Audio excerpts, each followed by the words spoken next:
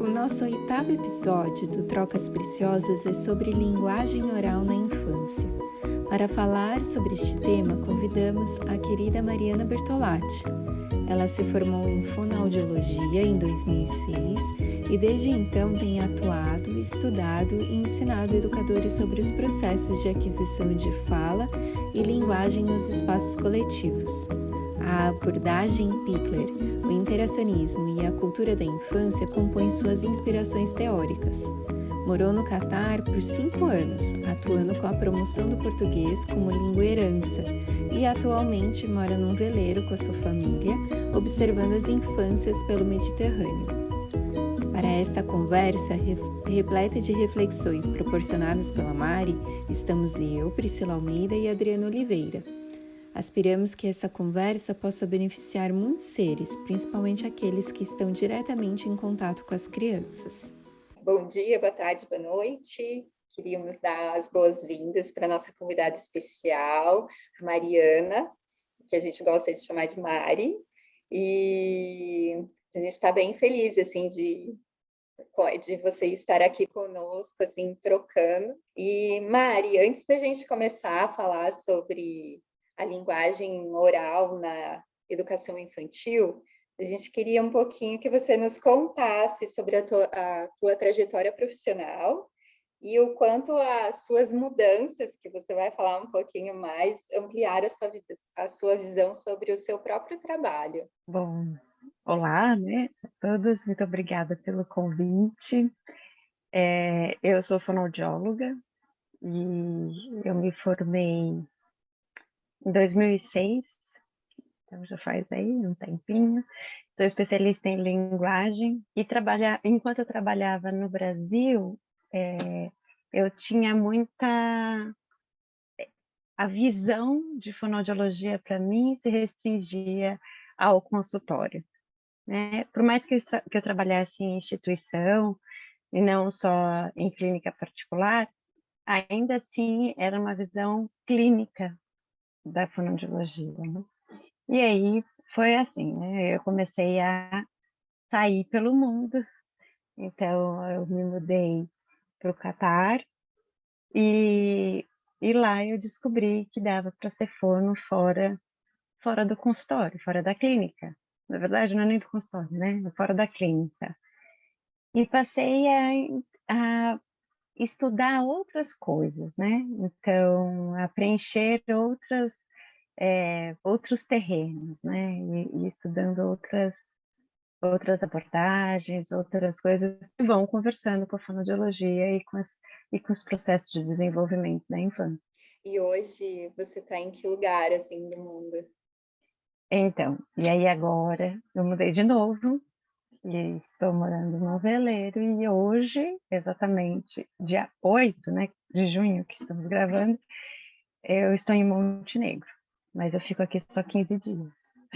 Então, pode ser que quando for para o ar eu já esteja em outro lugar. Aham, com certeza. E Mari, eu tenho acompanhado, assim, nós temos acompanhado seu trabalho no Instagram e um dos posts que nos chamou a atenção foi sobre um curso que você ofereceu recentemente, que é Linguagem Oral na Educação Infantil. Como acompanhar e estimular a linguagem além da contação de história.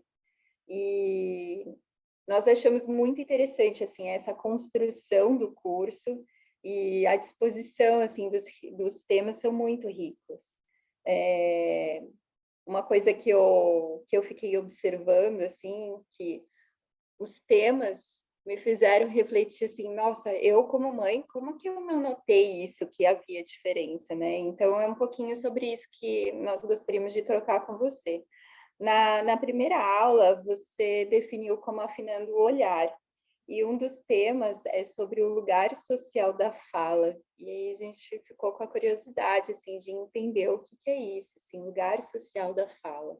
Então, né, esse curso foi oferecido para os professores da educação infantil, principalmente do ciclo 1, que vai de 0 a 3 anos, e esse pensamento, né, de lugar da fala é porque parece que quando chega uma certa idade, a criança tem que começar a falar, né?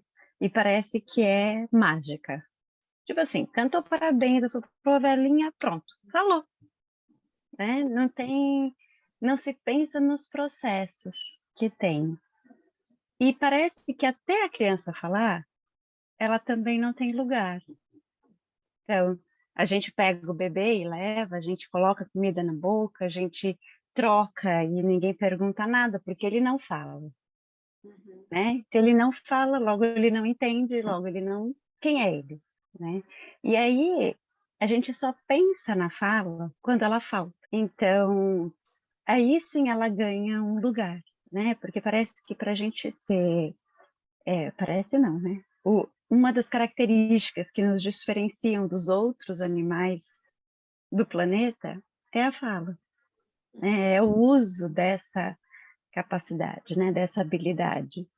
Então, a linguagem e a fala é o que vai nos caracterizar como seres humanos.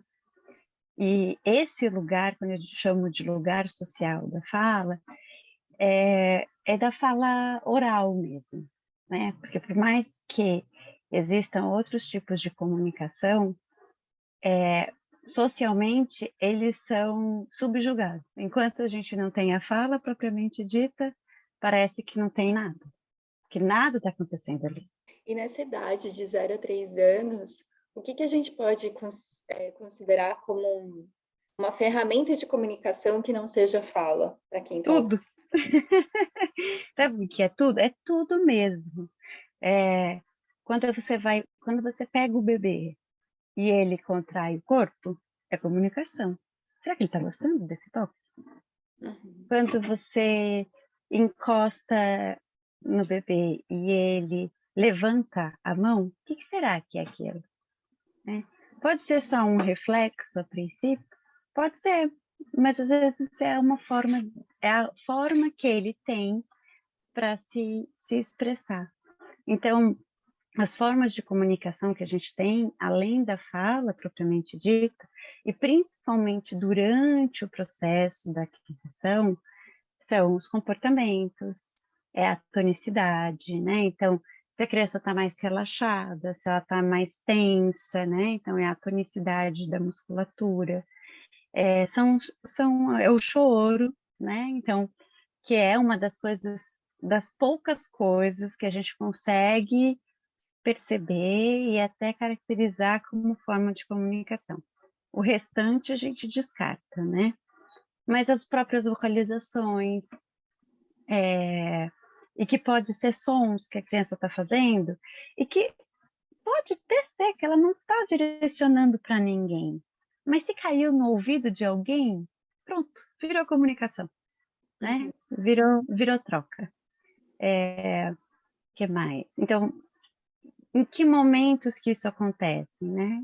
E acontecem principalmente, e aí eu vou recorrer ao que a abordagem Pickler fala bastante, é que isso acontece principalmente nos encontros do adulto com a criança, nos encontros de cuidado.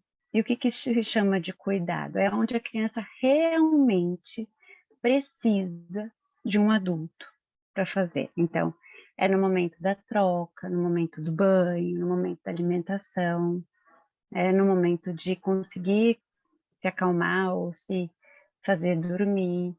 Né? Esses momentos de cuidado são os momentos que essa troca vão acontecer. Muito mais do que o momento que a gente tira para ficar com a criança. Não, agora a gente vai sentar e brincar, né? Mas esse momento de sentar e brincar, talvez a criança não precisa. Ela tem os outros momentos muito bem colocados, muito bem aproveitados. Então você fala, Mari, que todo o meio de interação com a criança, ela se estabelece praticamente desde o momento que ela nasce. Seria isso? Exatamente. Okay. Sim. Exatamente. Não tem um start, né? Na verdade, quando a gente pensa em linguagem, a gente não tem como a gente achar o começo. Porque se a gente pensar ter a linguagem, né, como um ponto relacional de estruturação psíquica, que é desse ponto que eu parto, Uhum. isso existe desde que essa criança começou a ser pensada, Uhum. né? Então, tem uma história prévia mesmo, né? De existência, de desejos, e que vai organizando e direcionando as suas apostas, né? Então, no que eu vou apostar nessa criança, né? E conversar com essa criança, esperar a resposta que muitas vezes pode ser intencional, mas não tão clara, porque se a gente pensar, mas como assim, né? Como que eu peço ajuda para um bebê se trocar? Porque o bebê não tem coordenação motora para se trocar, mas como que eu posso fazer com que ele participe desse momento? Eu posso fazer com que ele participe desse momento quando eu peço, quando eu convoco ele, quando eu converso, quando eu chamo. E aí pode ser que o levantar do braço não seja tão claro, não seja tão claro ou tão direcionado, mas a partir do momento que eu aposto que aquilo é uma resposta, ela vira uma resposta. Eu estou apostando duplamente, estou apostando que essa criança está me entendendo o que eu quero e estou apostando que aquela é a resposta da criança e que ela pode sim ser um sim, tá bom, eu vou te dar este braço, ou não, eu quero dar o outro. Me faz levar a reflexão de que deixa de ser propriamente somente um cuidado para atender as necessidades básicas, para ser uma oportunidade de criar conexão, né? De criar Exatamente. uma linguagem entre o adulto e o bebê, a criança. Sim. Se a gente pensar que a criança ela precisa do outro para poder conseguir entender e começar a sua relação com a língua. Ela precisa desse intermédio do adulto, Uhum. né? Porque só ela não vai acontecer. Só que essa relação, ela é super importante, né? É a partir dela que as coisas vão acontecendo. Porque exatamente, a gente não vê a linguagem, ela não é linear, e ela tem aquele up-down, né? E o processo de aproximação é sucessivo, né? Que tanto pai, mãe, vó, tio, outro irmão, e tá ali a todo momento se expressando, né? Sim, não é sucessivo, não é linear, sucessivo, não é linear. Exato. E não temos um órgão específico para ela, não é mesmo? A gente não tem um pedaço do corpo que é responsável. A gente, na Exato. verdade, usa o corpo inteiro para ela, né? A gente usa tudo, né? E Exatamente. mesmo se a gente pensar na fala, a gente também não tem só um lugar, né? O mesmo órgão que serve para falar, serve para comer, serve para respirar. Então, a linguagem ela atravessa o corpo inteiro, né? E ela não está num lugar só. Por isso ela é tão complexa, né? Na segunda aula, Compreendendo a Linguagem, tem um tema também que nos despertou a curiosidade, o universo chamado compreensão. Quando nós lemos, né, o universo, sempre vem a sensação de muitas possibilidades e nos remete, assim, se demorar, observar, investigar. E a gente vive, assim, numa sociedade que o tempo todo ela pede pressa, assim, e parece que a gente reduz ao máximo esse universo. O que você chama aqui de universo chamado compreensão? É bem isso que você falou. É bem isso daí. Mas quando eu chamei isso, é para, de novo, chamar a atenção para o que acontece antes da fala, propriamente dita. Porque, como eu disse, a sensação que se tem é que ela acontece, né? Você ouve assim. Não que eu seja a favor, tá? É só um parênteses, uma compreensão mais clara, mas para a criança fortalecer a musculatura, a gente coloca ela de barriga para baixo, né? Não, não sou a favor disso. Acho que a criança consegue vai conseguir chegar neste lugar se ela virar e ficar de barriga para baixo sozinha. Mas você não tem nada que fale, nem para a gente poder discutir, olha, isso daqui não é tão legal, vamos fazer de outro jeito. Não existe isso quando a gente fala em aquisição de fala. Porque, por mais que você treine uma criança a repetir palavras, a fala só se dá quando ela consegue fazer por si só. E é uma coisa que vai ter que passar por ela. Né? Não é algo só muscular. Né? Passa por outros lugares, é atravessados por outras questões. E aí, para desconstruir um pouquinho dessa ideia de que a fala acontece, né? Parece um livro pop-up, você abre, pum, tá lá, né? De repente saiu falando. Para desconstruir um pouquinho isso, nessa aula, a gente conversou bastante sobre o que é compreensão, porque ela acontece antes da fala.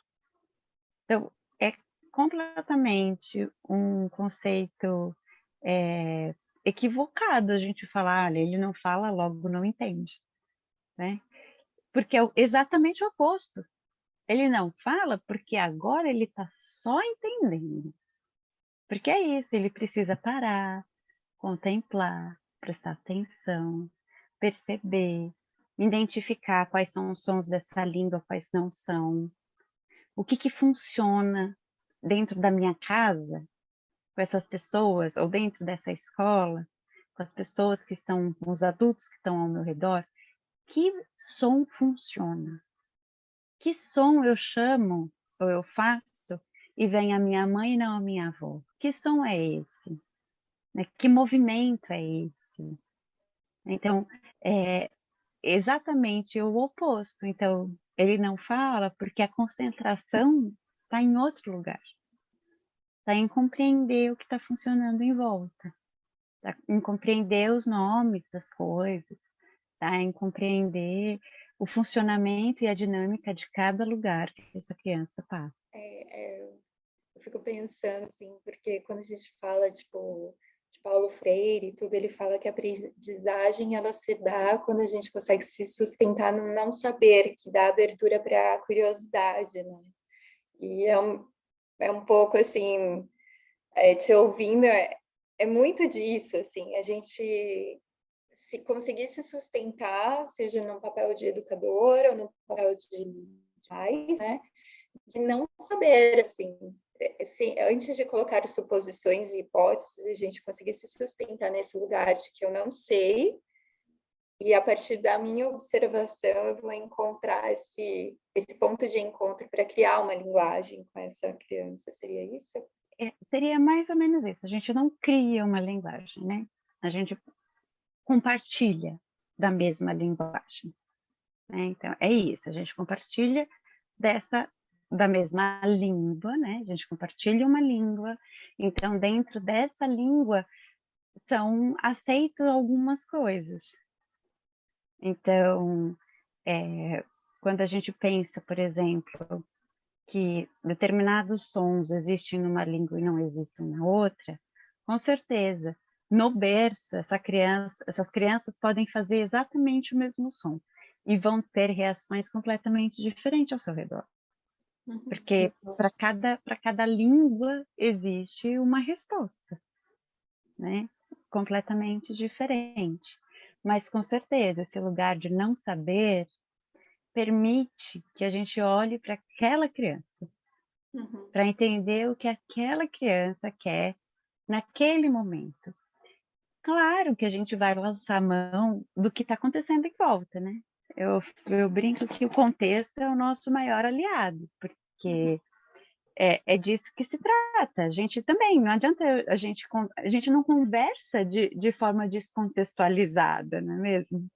Então, o contexto ele continua sendo parte da conversa, né? Da troca. Então, é claro, se a criança começa a ficar mais agitada e está próximo da hora do almoço, pode ser fome, por que não? Né? Mas isso não significa que eu tenha que vir e colocar a comida. Eu posso perguntar, eu posso oferecer e eu posso esperar. a resposta, né? Então, quando eu falo do universo da compreensão, é tirar mesmo, na ideia do tirar a criança desse lugar de que não sabe nada, não sabe nem dela, nem de nada. Não, ela está aprendendo a se fazer entender, essa é a verdade, né? Aprendendo a entender as coisas que acontecem com ela e conseguir se fazer compreender também. É interessante porque quando você é mãe de primeira viagem, é um desafio essa compreensão. Por mais que você saiba que a comunicação entre mãe e filho, ela é muito próxima, muito perto, mas você, da forma que você está falando, mesmo assim, a nossa ansiedade de mãe de primeiro momento é realmente não perceber essa sutileza que a criança entrega para a gente, né? No sentido de que eu estou entendendo o que você está falando, você só precisa prestar atenção. É muito interessante isso. E eu digo um pouquinho mais, Adriana, eu acho que tem uma certa cobrança também. Exato. É difícil da mãe falar assim, eu não sei o que ele quer agora. Mas a gente não é obrigada a saber. Tipo, não tem tecla SAP. É outro ser humano que está ali. E só tem um jeito de saber. É perguntar, é oferecer, é testar, é ver o que funciona naquele momento, né? E aí, de novo, a gente vem... quando a gente esquece da compreensão, dessa parte que antecede a fala propriamente dita, a gente fica nessa. A gente tem que compreender também, né? Não pode... a compreensão daí não existe para ninguém. A gente tem que sair respondendo, né? A criança se mexe, a gente já tem que saber o que ela deseja, porque disseram que cada choro significa alguma coisa. E, na verdade, só existem 2 tipos de choro, né? Um choro de dor e um choro de convocação. E só, não tem outro tipo de choro. Agora, dor, esse choro de dor não vai te contar se é dor na cabeça, dor no pé, se é dor na garganta, se é dor na barriga. Não vai. Né? Então, assim, eu tenho o choro do desconforto e o choro da convocação. Mas o desconforto também pode ser só calor. Então, são muitas coisas, né? Muitas possibilidades. E a gente também tem que estar aberto para compreender isso, né? Para entrar nesse jogo da compreensão também. Né? E como disse a Priscila, é se sustentar no não saber, porque a gente não sabe o que está no outro, né? Exatamente. Mesmo ele sendo um bebê. Eu acho que é uma reflexão constante, assim, o quanto eu sou atravessada por construções sociais, né? Onde eu tenho que ter uma resposta única para cada um dos problemas, né? Você colocou situações de choro e podem ter muitas possibilidades de como eu posso oferecer a minha resposta. Eu posso perguntar, eu posso observar, eu posso investigar, eu posso oferecer algo, tudo. E a gente sai de que cada problema tem uma resposta única, né? Ou uma forma de lidar única. Então, é realmente ampliar, assim, e ver o quanto que a gente é atravessado por essas construções sociais que nos demandam imediatismo, né? Eu tenho que resolver logo o problema. Não, e talvez não, eu preciso observar e, a partir daí, compartilhar essa experiência no encontro. Né? Principalmente atualmente, né? Agora, parece que a gente só tem também 2 possibilidades, né? Ou você concorda ou você discorda e acabou. Né? Então, ou você sabe ou você não sabe. Não existe espaço para o encontro, que na verdade também é o desencontro. Eu costumo dizer assim, a gente tem que baixar bastante essa ansiedade de querer descobrir o que a criança deseja. Porque quando a gente não entende o que a criança deseja, a gente também está dando possibilidades para ela experimentar outras formas de expressar o que ela quer. Então está tudo bem de não entender, né? E parece que se a gente não entende, a gente é um péssimo adulto, é uma péssima mãe, é uma péssima professora, como assim? Né? Ele está tentando, se esforçando para me fazer entender e eu não consigo. Mas faz parte da comunicação, né? Nem quando a gente conversa, fala a mesma língua, a gente se entende de primeira, né? Tem sempre um, mas... Né? Ou pergunta uma coisa e o outro responde outra, daí você vai e corrige, não foi isso que eu quis dizer, estava dizendo de outra coisa, né? Então, isso pode acontecer, faz parte. E é nesse momento que a criança também tem a possibilidade de se colocar, de tentar outra vez. Pegando o gancho do que você disse, tem uma parte que você fala, né, sobre acompanhar mais e intervir menos. Queria que você comentasse mais sobre isso. Então, pensando, né, porque foi um curso voltado para os professores, a ideia foi de pensar em alguns pontos principais, né? Primeiro, para a gente pensar que quando a gente encaminha para um especialista, a criança continua precisando de acompanhamento. Ela está no especialista, mas ela continua indo para a escola, ela continua indo para casa, né? Ela não vai só para o especialista e volta quando está tudo no lugar de novo. Ela continua tendo a vida normal. Então, sim, a gente precisa saber acompanhar essas crianças que precisam de um acompanhamento maior. E um outro ponto é que toda criança precisa ser acompanhada. Por isso que nós estamos aqui enquanto adultos, né? Só que acompanhar não é intervir, não é ensinar o que tem que fazer, é perceber, é observar, é estar atento. É quando não entender, dizer, olha, não estou te entendendo, me mostra de outro jeito e esperar, porque só o fato de ter parado e olhado, ela já vai entender que você está ali à disposição, né?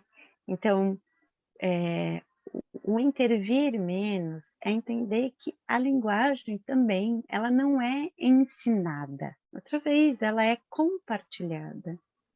Ela é na relação, né? É na relação dessa criança com seus adultos, é na relação dessa criança com a própria linguagem, é na relação que ela acontece. Então, estar atento para o que essa criança gosta, quais são as pesquisas que ela está fazendo, o que a incomoda, o que a agrada. E não é ensinar a fazer, mas é proporcionar formas para que ela possa experimentar coisas diferentes, né? Então, e aí a gente usa bastante, né, o espaço mesmo, como um interlocutor, né? Eu falo que quando a professora organiza o espaço para receber a criança, essa criança sabe que teve alguém pensando nela antes. É um jeito, você está dizendo para ela, olha, eu vi que ontem você gostou de brincar com esse brinquedo, por isso que eu pus ele aqui hoje. De novo, né? Daí a gente volta para aquela coisa não é só da fala que se faz a linguagem, né? Existem outras formas da gente contar o quanto que a gente está atento, o que a gente percebeu, o que foi bom, o que foi ruim, né? Então, olha, eu percebi que você ontem acordou assustado porque você estava dormindo longe da porta. E aí hoje a cama está do lado da porta, né? Então, ter esse cuidado e que muitas vezes não precisa ser super verbalizado, né? E quando eu digo super verbalizado, é ter aquele monólogo, né? Aquela super explicação do porquê está acontecendo. Não, é isso mesmo, é esse cuidado que a gente sempre teve, só que a gente nunca se deu conta, né? Aquela história que a gente vai para casa de alguém que a gente gosta e a pessoa prepara aquela comida que ela sabe que você adora, né? Principalmente quando é para casa de mãe, para casa de vó. Isso é cuidado, né? Isso é um jeito de mostrar que está atento, porque você também não precisa dizer que gosta ou não, né? A pessoa descobrir. É como descobrir os recursos que estão ali dispostos. Exatamente. É estar atento, né? É estar atento e disponível, né? O máximo possível. né? Claro, quando eu digo o máximo possível, porque nós somos seres humanos, né? Então, mas quando está ali com a criança, por isso que é tão importante, né? E eu gosto tanto dessa visão e dessas reflexões que a abordagem Pickler traz, porque ela vai falando que quando você está disponível e inteiro nesses encontros de cuidado com a criança, então nesses momentos que a criança de fato precisa de um acompanhamento de um adulto, ela vai conseguir ficar sozinha. Ela não vai depender de ter um adulto por perto, porque os momentos que ela tem com esse adulto, eles são de fato muito ricos. E dá suporte para essa criança conseguir explorar o mundo sozinha. Então, dá suporte para essa criança conseguir se movimentar, conseguir experimentar coisas, conseguir brincar, sem precisar ter o adulto do seu lado o tempo inteiro. Assim, te ouvindo, eu sempre fico pensando que é uma desconstrução de tudo que a gente entende por cuidado, né? E que ele vem muito dessa observação. Uma coisa que um professor meu sempre falou, assim, na parte de saúde mental, é que quando você falou logo na sua fala dessa pergunta sobre os especialistas, encaminhamentos especialistas, né? Muitas vezes os pais, quando eles falam, ou o cuidador principal dessa criança, ele fala a partir do referencial dele, de uma expectativa e um desejo que ele tinha em relação à criança, e muitas vezes não oferece esse espaço de fala para que a própria criança apresente os seus referenciais, o seu contexto, explique como ela está vendo o mundo. E isso pode direcionar para caminhos que não vão ser assertivos, né? E uma coisa que eles falavam é que, de alguma forma, quando você tinha um diagnóstico, isso dava uma certa calma assim, para o pai, mas isso dava uma redução do olhar para aquela criança. Ela olhava a partir daquele diagnóstico e dava aquela coisa, ok, mas ele está com um déficit de atenção, ou então ele não fala mesmo. Tudo. Como que você vê isso dentro da sua experiência profissional? Olha, quando eu acompanho as famílias, a primeira coisa tudo bem, e agora? E o fulano? Gosta do quê? Né? Porque o diagnóstico é o diagnóstico. Eu gosto muito, aliás, gosto muito dessa médica, mas eu estava revendo esses dias um vídeo dela, da Ana Cláudia Quintana, que trabalha com cuidados paliativos, e ela fala uma coisa que eu acho que cabe super quando a gente fala de tratamento. Eu não trato doença, eu também não trato doença, eu não trabalho com diagnóstico, eu acompanho crianças, né? Eu acompanho crianças e famílias. Eu acompanho crianças e famílias, educadores, as crianças nos seus processos de aquisição nos espaços coletivos. É isso que eu faço. Se essa criança tem ou não tem alguma questão, não vai fazer diferença, porque ela vai estar sendo acompanhada de qualquer jeito, né? E com respeito, com um olhar delicado, acurado, vendo o que é possível da gente oferecer para que ela dê mais um passo. E não que a gente atropele, porque ela tem que chegar ali, no final. Porque ninguém tem que chegar em lugar nenhum, né? A vida é longa, né? A gente chega só onde a gente tem que ir mesmo. Não tem fim, né? Assim, não tem uma linha de chegada. E eu acho que quando a gente pensa na questão do diagnóstico, é muito complexo, né? Principalmente se a gente pensa em Brasil, ele é necessário, porque pelas questões de funcionamento do sistema, sem o diagnóstico, a criança não consegue atendimento. É difícil de você ter um acompanhamento sem o diagnóstico. Então, ele se torna necessário. Então, fica nessa. Mas aí, uma vez que teve o diagnóstico, pronto, essa criança tem esse diagnóstico, ela não tira, nunca mais ela perde esse diagnóstico, né? Então, é muito complicado, é muito delicado. E muitas das vezes, quando as famílias, principalmente, né, ou até mesmo os professores ficam muito angustiados, porque parece, acho que a gente tem uma visão bem médica das coisas, né? Então parece que você tem um nome, você vai lá, vai tomar uma pílula e pronto, né? Vai resolver tudo aquilo e acabou. Só que não é assim, né? Quando a gente tem questões tanto de saúde mental, quanto questões do próprio desenvolvimento, elas não são questões que são resolvidas com remédio, né? Elas são questões que vão ser resolvidas ao longo do tempo, ao longo do processo, né? E aí, assim, quando chega e a angústia está muito grande, eu sempre pergunto, mas esse diagnóstico é para quem? É para a criança ou é para você? Porque está tudo bem. Se o adulto vira para mim e fala, olha, mas para mim isto vai fazer sentido, porque vai me ajudar a colocar em algum lugar essa angústia que eu estou sentindo, vai me ajudar a pensar, não tem problema, vamos procurar. Vamos ver o que a gente pode fazer com esse... Vamos dar um nome, então. Se falta um nome, vamos dar um nome, né? Vamos nomear o que está acontecendo, né?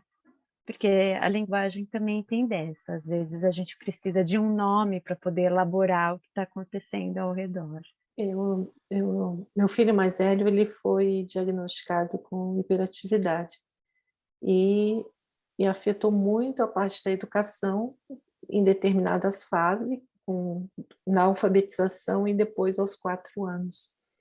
E nós trabalhamos com a fono na época para ele desenvolver esse outro lado dele, da linguagem, né? Já que na escrita ele escrevia tudo ao contrário e tudo errado, né? E eu não quis dar remédio para ele. Eu coloquei ele no esporte e coloquei na natação, porque como ele precisava de concentração, a natação no individual te força você se concentrar. E o mais interessante é que aí depois, numa fase mais adulta, ele lia mais, para ele poder tirar essa diferença na escrita que ele tinha, né? Mas em compensação, a parte oral dele foi de um desenvolvimento tão grande que ele até assim conversava com a gente, era uma pessoa muito persuasiva, sabe? Porque ele tinha a comunicação que trouxe, né, para ele, que veio de um desafio, de uma dificuldade, a comunicação passou a ser algo muito forte para ele, né? E eu sinto essa coisa de nomeação, sabe? A família, ele é hiperativo, ele é isso, ele não para, né? Então eu senti muito isso na pele. Com certeza, não é fácil, né? Não é uma experiência fácil nem tranquila, né? Mas, de novo, né? A linguagem tem dessas. Ela existe, né? As coisas têm nome, né? Quando a gente consegue nomear, e nem que seja para a gente, né? E pode ser qualquer coisa, pode ser qualquer nome, né? Pode ser o diagnóstico, mas pode ser qualquer outro nome. Vai dando, ajuda a dar sentido, né? Ajuda a dar contorno e ajuda a gente a se sustentar na situação também, porque muitas vezes é difícil da gente se colocar, né? Porque como você falou, é que encontra no parquinho, é a família que encontra, né? Principalmente de famílias que têm crianças que não falam, e aí começa, né? Ele ainda não fala? Mas quantos anos ele tem? Mas por que não fala? Né? Mas e você está fazendo o quê? Né? Como se a gente só estivesse assistindo, né? Então, nada é suficiente, parece que nada é suficiente, né? Ou uma outra coisa que eu sinto é que as pessoas têm sempre a sensação de que estão atrasadas. Ai, porque eu demorei muito para chegar aqui. Porque eu demorei muito para perceber. Porque eu demorei muito para ver. Mas a terapia, ela só acontece quando a pessoa se toca, quando as coisas incomodam, senão não vai acontecer. Isso, inclusive, com criança, porque se para a família está tudo bem, fica muito difícil de começar qualquer tipo de trabalho, né? Fica muito complicado. Por isso o papel, talvez, da escola em acompanhar mais do que encaminhar também seja super interessante, né? Porque daí essa criança, ela não fica sozinha, né, nas suas questões. Ela tem um outro lugar também que possa ser ressignificado, ser recolocado, né? Experimentando outros lugares. Uma coisa que eu achei super interessante que você também falou no início sobre a linguagem atravessa nosso corpo inteiro, né? E a gente percebe que hoje a gente tem uma sociedade que é mais intelectualizada, né? Mais pensante, e esquece do próprio corpo, né? O quanto que ele nos oferece sinais de que alguma coisa está acontecendo com a gente. E quanto a gente quer segurar esse corpo, né? Paralisar mesmo, né? Porque é isso, a criança não pode correr, mas ela tem 4 anos, ela quer correr. Na verdade, biologicamente, ela precisa correr. É isso que ela faz neste momento. Ela precisa de movimentos amplos. Mas aí que também é uma questão que está sendo bem discutida nas rodas de educação, né, vamos chamar assim, é a questão do primeiro ano. A criança sai do infantil, que tem um momento de brincar que é muito grande, que tem um cuidado para esse brincar, aí ela vai para o fundamental. E aí pronto, acabou. Ela tem o recreio e contente-se. E fora dele, ela vai ter que ficar entre 4 paredes, parada. Só que, de novo, a gente trata a criança, né, e nós mesmos, né, a gente trata o ser humano como se fosse, sei lá, o robô, né? Você colocou e acabou. Passou de um ano para o outro, pronto, tudo mudou, reset, fecha tudo, reinicia, vai ser diferente agora. Até ontem estava correndo, hoje não pode. Hoje vamos ter que ficar sentados, né? Mais horas, porque a carga horária aumenta, e ficar sentados sem grandes movimentos. Né? Então, é preocupante, né? E cada vez mais a gente vê as crianças com questões.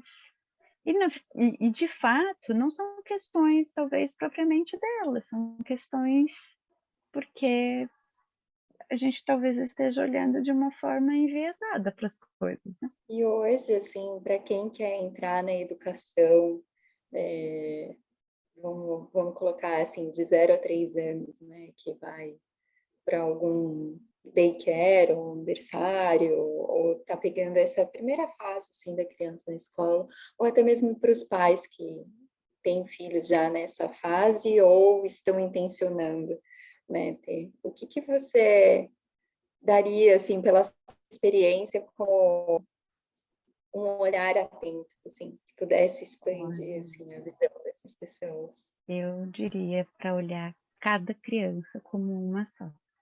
Né? Quando a gente está pensando em profissionais que estão trabalhando no coletivo.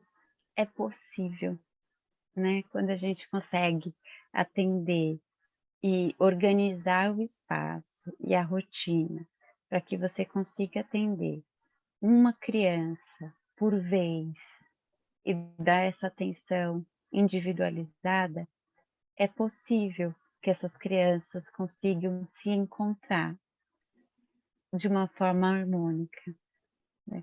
E quando eu digo harmônica, eu não estou dizendo aqui que é sem choro, tá?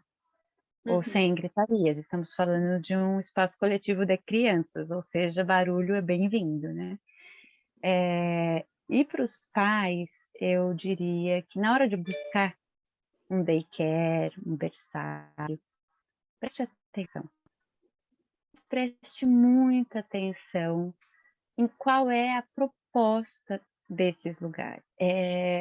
A infância, ela não está a serviço do futuro, ela existe para o hoje. Essas crianças não vão ter 3 anos de novo, né? E os 3 primeiros anos, eles são importantíssimos para serem vividos nos 3 primeiros anos, e não para ser advogado no futuro, né?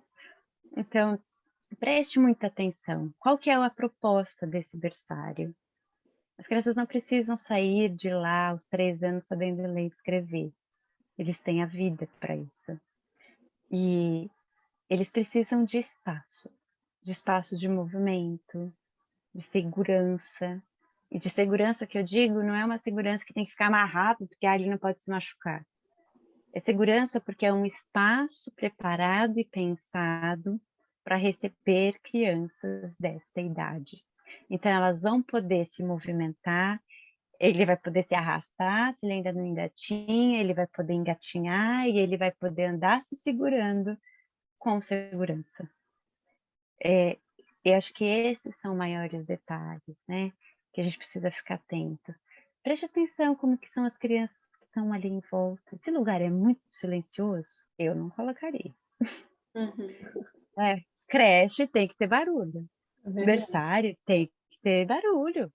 São bebês, são crianças, né? Tem que ter vida, tem que ter barulho, né? Tem que ter criança correndo, tem que ter esse tipo de movimento. Porque senão, de novo, a gente vai estar controlando os corpos, né? Colocando todo mundo sentado e muitas vezes amarrados mesmo, né?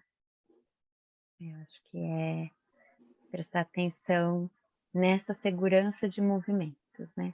Nessa possibilidade que o lugar oferece e principalmente qual que é a proposta, né? A proposta tem que fazer sentido para a família, né? Mais do que tudo do que eu estou dizendo, tem que fazer sentido para a família, porque se não fizer, vai ser um sofrimento para todo mundo e essa criança também não vai se sentir segura o suficiente de estar ali. Então, quando faz sentido a proposta da escola, fica tranquilo para todo mundo, né? A escola não exige ou melhor, a família não exige o que a escola não pode oferecer, porque eles estão em comum acordo.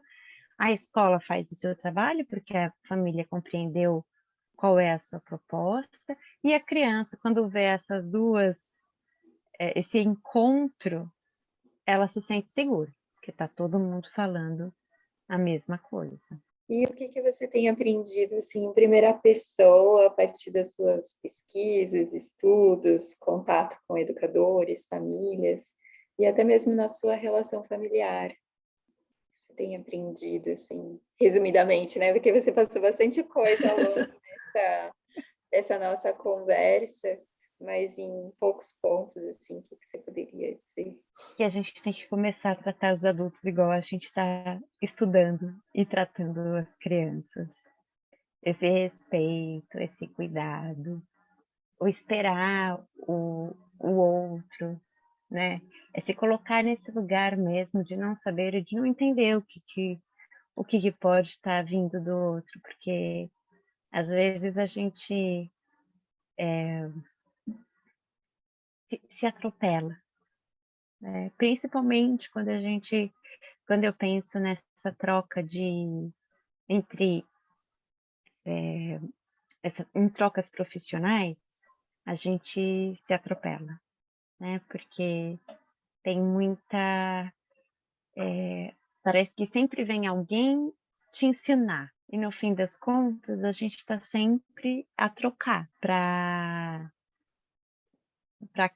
acrescentar mesmo, né? E acho que é nessa ideia de tratar os adultos igual eu venho tratando as crianças ao longo dos anos aí, é começar a olhar os adultos também em processos de construção, porque mais uma coisa a ser desconstruída, né? A gente não se formata na infância, né? Ali é só é só uma primeira construção. Você vai se reconstruindo e renascendo a vida toda. Então, é ter esse cuidado, está todo mundo em construção. Mari, para a gente finalizar, né, essa conversa tão... Olha, me encheu aqui, preencheu tudo que você falou para mim, né? Eu não tenho filho pequeno, mas meus filhos são todos adultos, né? A minha caçula tem 17 anos, então, assim, ou eu aproveito minhas sobrinhas e futuramente meus netos, né? E com certeza eu vou com outro olhar do qual eu trouxe para os meus filhos, né? Porque a gente sempre tenta melhorar, né? A gente sempre tenta elaborar de forma diferente tudo que abarca um primeiro, segundo e terceiro filho, porque são todos diferentes, né? Então eu te agradeço muito tudo que eu ouvi de você aqui hoje, porque foi muito importante. E aí eu te pergunto, né, como que as pessoas podem te encontrar, como que as pessoas podem chegar até você? Bom, eu que agradeço, adorei estar aqui, achei as perguntas assim super pensadas, né? Foi bem gostoso de refletir sobre elas. As pessoas podem me encontrar no Instagram. Que língua você fala? E pode me encontrar também no Facebook, também do Que Língua Você Fala. Eu estou oferecendo para quem quiser uma newsletter semanal que vem só com uma reflexão, que às vezes claro, no fim vai ter sempre infância no meio das coisas, mas é uma reflexão aleatória, com algumas questões que a gente pode fazer em sala de aula e dicas de leitura. Então, quem quiser também se inscrever, tem lá no Instagram direitinho, e aí é uma forma de compartilhar e trocar conhecimento sem muitos barulhos da rede social. Obrigada. Rubens Alves fala que educar não é ensinar as respostas, educar é ensinar a pensar. E eu acrescento, ensinar a falar e principalmente a observar. Obrigada, Mari. Obrigada, É um Mari. prazer estar aqui com você e uma alegria, assim, aprender, e o que fica, assim, é muita abertura de o quanto que é maravilhoso e às vezes fascinante a gente também se sustenta nesse olhar de curiosidade, assim, ficar tipo, não sei o que tem mais por aí. Eu acho que você deixou esse gostinho assim muito presente na gente. Então, muito obrigada. Obrigada. Obrigada a vocês mais uma vez.